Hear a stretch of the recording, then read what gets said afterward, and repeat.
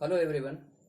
आज मैं 8086 micro processor के इंटरप्ट्स के बारे में डिस्कस करूंगा। तो पहले 8086 के इंटरप्ट्स के बारे में डिस्कस करें। उसके पहले इंटरप्ट क्या होता है, हार्डवेयर इंटरप्ट क्या होते हैं, सॉफ्टवेयर इंटरप्ट क्या होता है, मास्केबल इंटरप्ट क्या होता है, नॉन मास्केबल क्या होता है, बेसिक कॉन्सेप्ट, एक्सेप्शन भी क्या होता है, इससे रिलेटेड जितने टर्म्स हैं सबके बारे में थोड़ा जानते हैं। देन आफ्टर फिर आएंगे कि 8086 में क्या क्या प्रोविजंस है हार्डवेयर इंटरप्ट के या सॉफ्टवेयर इंटरप्ट के, इन सब चीज़ों के। तो फर्स्ट ऑफ ऑल हम पहले अगर इंटरप्ट की बात आए, इंटरप्ट की जरूरत क्यों पड़ती है। इंटरप्ट की जरूरत इसलिए पड़ती है कि जो भी हमारा नॉर्मल प्रोसेसिंग है, नॉर्मल इंस्ट्रक्शंस का प्रोसेसिंग है जो सिक्वेंशियल रहा होता है प्रोग्रामिंग का, उसमें जब आईओ वाला पोर्शन होता है, डेटा का हमें ट्रांसफर करना होता है, इनपुट आउटपुट का, तो जितनी आईओ डिवाइसेस होती हैं ज़्यादा करके इंटरप्ट लाइन के थ्रू कनेक्टेड होती हैं। क्योंकि प्रोसेसर के स्पीड के कंपेयर में इनपुट आउटपुट डिवाइसेस की स्पीड कम होती है। इसलिए जब भी आईओ डेटा रेडी हो जाता है तो वो सीपीयू के पास एक इंडिकेशन देता है कि यस रेडी। जैसे हम कीबोर्ड से इनपुट का इंतजार कर रहे होते हैं, तो कीबोर्ड से हमारा इनपुट आता है, तो हमें कैसे पता चलेगा फिर आगे वाले फर्दर आ जाए। तो कहाँ एंटर की हमने किया कीबोर्ड से, तो वहाँ से जो टाइमिंग लगता है हमें टाइप करने में, उसके बाद एंटर के बाद आता है। तो इस बीच प्रोसेसर और भी काम करेगा, जो भी चीज़ होगी, या फिर स्टक रहेगा या फिर और भी और करेगा। तो जो ही इंटरप्ट आएगा तब फिर उसको हैंडल करना है उसे। तो इसलिए ज़रूरत पड़ती है। तो ज़्यादा ज़रूरत इसको आईओ हैंडलिंग के लिए होती है, या फिर कुछ इस तरह से भी एक्सटर्नल ज़रूरतें पड़ती हैं। More than one IO devices के अलावा भी एक्सटर्नल ज़रूरतें होती है, रीसेट का कुछ ऑप्शन आता है। ठीक है, तो यहाँ ज़रूरत होती है इन सब की। होता क्या है कि when data ready an IO device can interrupt CPU that is microprocessor को इंटरप्ट करता है जब रेडी हो जाता है डेटा उनके पास। ठीक है, तो इनपुट का भी हो सकता है, इसी तरह से आउटपुट का भी डेटा है, दोनों चीज़ों के इसमें। तो करेगा क्या वो सीपीयू, कैसे हैंडल करता है वो सीपीयू, जो भी करेंटली रनिंग एग्जीक्यूट प्रोग्राम है वो कंप्लीट कर लेता है। तब जैसे मान लीजिए जो हमारा प्रोग्राम रन होता है उसमें जो साइकिल्स होती हैं प्रोसेसर्स की, उसमें होता है फेच साइकिल, आपका डिकोड साइकिल, एग्जीक्यूट, फिर फेच ऑपरेंड, फिर एग्जीक्यूट इंस्ट्रक्शंस। इस तरह 3-4 स्टेप होते हैं। तो जो पूरा इंस्ट्रक्शन जो होना है वो कंप्लीट होना होता है। तो बीच में ये डिस्टर्ब इंटरप्ट नहीं करता। तो जो इंटरप्ट का ब्रेक पॉइंट है वो पूरा मशीन साइकिल जब कंप्लीट कर लेता है, जो अभी करंटली रनिंग एट हैंड जो एग्जीक्यूशन में है प्रोग्राम, वो जो इंस्ट्रक्शन है पर्टिकुलर वो कंप्लीट हो जाता है, तब फिर वो शुरू होता है। एक और भी ब्रेक पॉइंट होता है डीएमए का ब्रेक पॉइंट। वो तो साइकिल के बीच में ही कर सकता है, दैट इज फेच साइकिल आपने किया है उसके तुरंत बाद ही आपका एग्जीक्यूट हो रहा हो या फिर उसके बाद में डिकोड हो रहा हो, तो उस बीच में यूज कर सकता है। तो उसके डीएमए के ब्रेक पॉइंट हर साइकिल के बाद ही होता है, वो कभी बीच में करेगा। डायरेक्ट मेमोरी एक्सेसिंग के लिए पावर स्पेशल पावर वाला होता है डीएम में, उसमें आईओ वगैरह करते हैं तब। लेकिन जब इंटरप्ट के थ्रू होता है तो जो करंटली रनिंग प्रोग्राम इंस्ट्रक्शन होता है वो कंप्लीट हो जाता है एट हैंड, तब उसके तुरंत बाद इंटरप्ट को हैंडल करते हैं। ये पूरा तरीका होता है। After completing the current instruction eight hand the CPU attend the IO device. क्या होता क्या है बेसिकली इसमें कि इसमें इंटरप्ट सर्विस सब रूटीन का कॉल होता है, जिसको आईएसएस बोलते हैं। जो ही ये होगा तुरंत ही ये वो सब कॉल होगा। तो इसके लिए प्रक्रिया क्या होती है, इसमें जो कुछ चीज़ें का स्टेटस को, प्रोग्राम के स्टेटस को सेव कर लेते हैं, जो भी करंट स्टेटस है उसका, पीएसडब्ल्यू जिसको बोलते हैं, प्रोग्राम स्टेटस वर्ड नाम दिया जाता है इसको। मीन्स उसमें कुछ फ्लैग रजिस्टर या फिर कुछ रजिस्टर्स के वैल्यू या फिर इस तरह की चीज़ होती है, सेव कर लेते हैं, फिर इंटरप्ट हैंडल करते हैं, फिर ये करते हैं। आपको इस तरह से मान सकते हैं बुक मार्किंग कर लेते हैं। आप पढ़ाई कर रहे थे, बीच में आप को या फिर कुछ का वर्क कर रहे थे, बीच में दूसरा कुछ अर्जेंट वर्क आ गया, तब वो करने गए, तो आपने बुक मार्किंग की, मीन्स अपना पेन रख दिया या फिर बुक मार्क रख के चले गए, या फिर जो भी काम कर रहे थे वहीं पे रोक दिया, फिर और दूसरा काम कंप्लीट करके इंटरप्ट जिसके लिए आया है फिर उसको वापस उसे शुरू करेंगे। तो जो तुरंत का स्टेटस है उसे सेव करते हैं। और service routine that is interrupt को हैंडल करने के लिए आईओ वाला जो प्रोसेस है उसे सेव करने के लिए जो भी रूटीन होगा, जो इंटरप्ट सर्विस रूटीन है उस वाले को लाएंगे इसमें, वो एग्जीक्यूट करेंगे। यही पूरा प्रोसेस होता है इंटरप्ट का। फिर से वापस जब कंप्लीट हो जाएगा तो आई रेट्स मतलब रिटर्न हो जाएंगे इंटरप्ट से, फिर वापस नॉर्मल एग्जीक्यूशन स्टार्ट हो जाएगी। यही पूरा प्रक्रिया होती है इंटरप्ट में। अब इसमें भी दो कैटेगरी के इंटरप्ट होते हैं, हार्डवेयर इंटरप्ट और सॉफ्टवेयर इंटरप्ट। तो हार्डवेयर इंटरप्ट ज़्यादा होता है caused by external signal applied to the interrupt line of a CPU.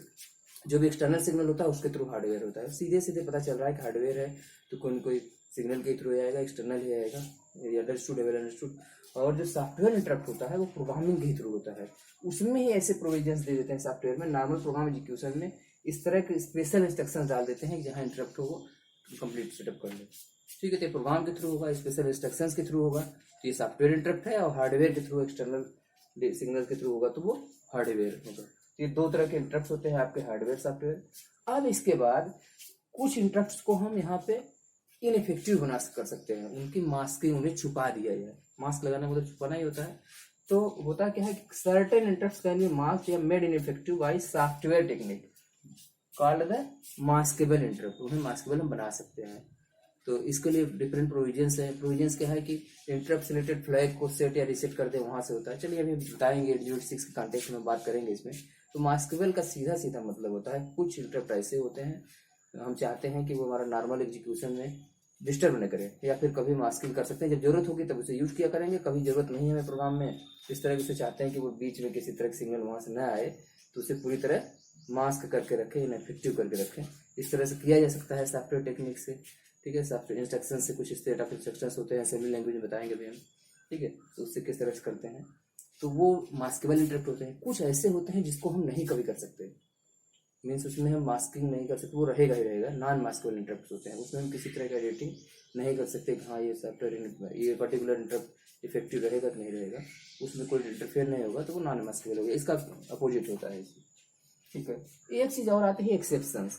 Exceptions generally अब नॉर्मल या अनयूजुअल कंडीशंस कभी कभी आ जाती हैं प्रोग्रामिंग में, जो कि नॉर्मल प्रोसेसिंग को डिस्टर्ब करती है। तो ये सॉफ्टवेयर इंटरप्ट की तरह ही ट्रीट करता है माइक्रो प्रोसेसर, फिर उसकी डीलिंग उसी तरह से करता है, जो भी रूटीन से वो फुलफिल करता है। कभी कभी अब नॉर्मल अनयूजुअल कंडीशंस प्रोग्रामिंग में इस तरह से आ जाती है जब कंप्लीट उसमें सेटअप करने में, तो उसे एक्सेप्शन करता है। एक्सेप्शन हैंडलिंग नहीं करेंगे तो क्या करेगा, वो वहीं से अब नॉर्मली क्विट कर जाएगा। कंप्लीट हैंडल रहेगा एक्सेप्शन, तो फिर आगे का प्रोग्राम चला देंगे, हाँ ये एक्सेप्शन था, उसे इग्नोर करके उस चीज़ को रोक देंगे इंस्ट्रक्शंस को, आगे वाले इंस्ट्रक्शंस फर्दर होते जाएंगे। क्योंकि अब नॉर्मल आ जाती है सिचुएशन, उन सबको हैंडल करना होता है, वो अभी देखेंगे भी एक एग्जाम्पल से। ठीक है, तो अब ये तो बेसिक आइडिया था आपको कि 8086 माइक्रो प्रोसेसर में क्या, इससे शुरू करने से पहले कि इंटरप्ट क्या होता है, हार्डवेयर इंटरप्ट क्या होता है, सॉफ्टवेयर इंटरप्ट क्या होता है, मास्केबल इंटरप्ट क्या होता है, या फिर नॉन मास्केबल इंटरप्ट क्या होता है, एक्सेप्शंस क्या होता है, रिलेटेड टर्म्स थे जो कि इंटरप्ट के बारे में जानना चाहिए। फिर अब हम आ जाएंगे 8086 के कॉन्टेक्स्ट में। तो जो इसमें दो हार्डवेयर इंटरप्ट होते हैं, INTR और NMI। INTR that is interrupt request, NMI is non maskable interrupt. तो NMI की प्रायोरिटी हमेशा INTR से ज़्यादा होती है, हायर प्रायोरिटी का होता है दोनों में। तो अगर दोनों इंटरप्ट आ रहे हैं तो ये NMI को पहले सर्विस करना होगा, देन आफ्टर INTR का। तो INTR के केस में CPU क्या कर देता है, तुरंत ही इंटरप्ट एक्नॉलेजमेंट का एक्टिव लो सिग्नल भेज देता है कि हाँ ठीक है भाई, इंटरप्ट मिल गया है, हम अपना जो अभी काम कर रहे हैं कंप्लीट करते ही आपको सर्विस करेंगे, आपको देखेंगे, बात करेंगे। जैसे बेल किसी ने दबाया, ठीक है, तो बोलेगा हाँ हाँ आ रहे हैं, अभी खोलने के लिए बता दिया, तो बाहर वाला भी निश्चिंत हो गया कि नहीं नहीं अभी आ रहे हैं। तो ये जब इंटरप्ट होना मतलब INTR इंटरप्ट रिक्वेस्ट हुई, बेल दबाया गया, अलार्म वो डोर बेल, और INTA एक्टिव लो में इंटरप्ट एक्नॉलेज हुआ कि हाँ आ रहे हैं, अंदर से धीरे से बोल दिया, तो फिर दोबारा बेल नहीं दबाया, रुका रहेगा। तो ये सीधा सीधा है कि मीन्स जो करंटली रनिंग इंस्ट्रक्शन है उसे कंप्लीट करके फिर से आके इंटरप्ट को हैंडल करेगा।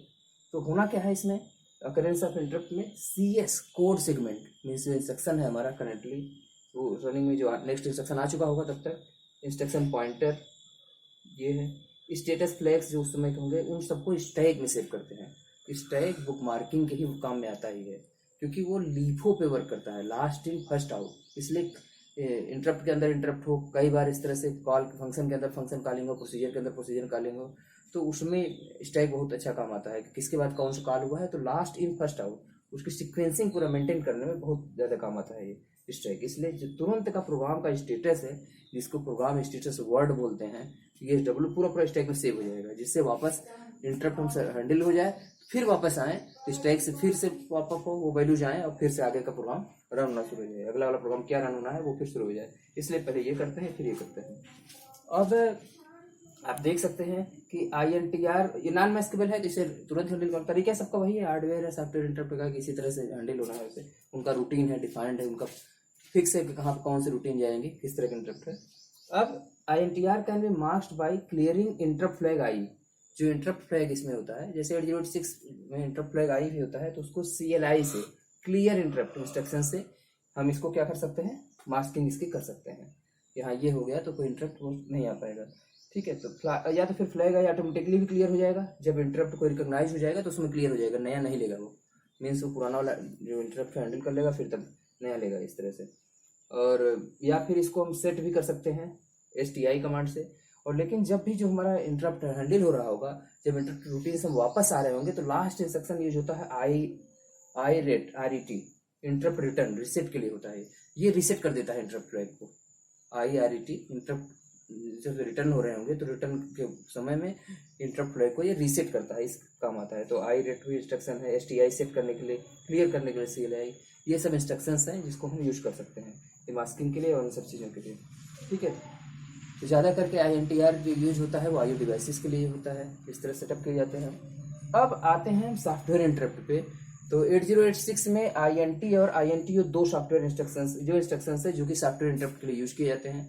इसका एग्जांपल जैसे है डिवाइजर इज 0, मतलब डिवाइड बाई 0 एरर कभी कभी आती है ना, जैसे 5/0 पहले से चेक नहीं हुआ, नॉर्मल ऑपरेशन में इस तरह का आ जाए तो उसकी एक हैंडलिंग करते हैं। तो डिवाइड बाई 0 है तो अब नॉर्मल कर देगा ये, क्योंकि इनफाइनाइट वैल्यू अनडिफाइंड है तो प्रोग्राम से बाहर सीधे आ जाएगा, सब चीज़ें बंद हो जाएंगी। तो स्टॉप ना हो प्रोसेसिंग में, तो इसलिए क्या करेंगे, वहाँ पे एक इंटरप्ट को हैंडल कर लेंगे। तो ये एक तरह से सेटअप करके हैंडल कर लेते हैं, तो सॉफ्टवेयर इंटरप्ट की तरह ट्रीट होता है और हैंडल हो जाता है। तो अगले वाले इंस्ट्रक्शन पर रन करा सकते हैं।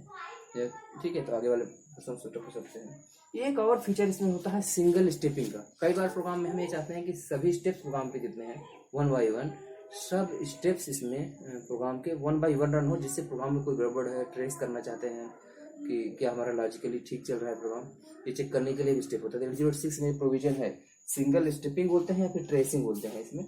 ये हार्डवेयर फीचर्स में होता है ट्रैप फ्लैग T से। इस केस में अगर T की वैल्यू 1 होती है तो इंटरप्ट जनरेट हो जाता है। तो ये इसकी वैल्यू सिंगल स्टेप के लिए यूज करते हैं। तो आप जानते हैं कि जो 9 फ्लैग्स हैं, 5 फ्लैग्स तो ऑलरेडी थे उसमें, तो 5 फ्लैग्स के अलावा जो कि 8085 के इक्विवेलेंट थे इसमें 8086 माइक्रो प्रोसेसर में, और 5 के अलावा एक ओवरफ्लो फ्लैग आ गया, ये भी उधर का ही फ्लैग हो गया कंप्लीट स्टेटस का। इसके बाद फिर कंडीशन वाले फ्लैग्स हैं आपके, direction flag, interrupt flag, trap flag, ये सब फ्लैग्स जो आते हैं वो ये सब यूज होते हैं इसमें 8086 में। यहाँ ट्रैप फ्लैग का यूज है सिंगल स्टेपिंग या फिर ट्रेसिंग के लिए, इस तरह का भी चीज़ें होती हैं। ये पूरा था आपका 8086 के इंटरप्ट के बारे में, ये पूरे इंटरप्ट के बारे में। फिर से आप एक बार देख लीजिए हार्डवेयर, इसमें INTR और NMI होता है, दो इंटरप्ट होते हैं। INTR को हैंडल करने के लिए INTA एक्नॉलेजमेंट का सिग्नल यूज करते हैं, और INT या INTO आपके सॉफ्टवेयर इंटरप्ट होते हैं। और सिंगल स्टेपिंग के लिए ट्रैप फ्लैग को सेट किया जाता है। इंस्ट्रक्शंस आपके CLI, STI और IRET यूज करते हैं इंटरप्ट से रिलेटेड कि क्लियर करने के लिए इंटरप्ट, या फिर सेट करने के लिए इंटरप्ट, या फिर रीसेट होते हैं जब सब रूटीन कॉल से लौटते हैं, दैट इज इंटरप्ट की। ये सब डिफरेंट वे है कि किस किस तरह से आप हैंडल करेंगे 8086 इंटरप्ट्स को। Thank you.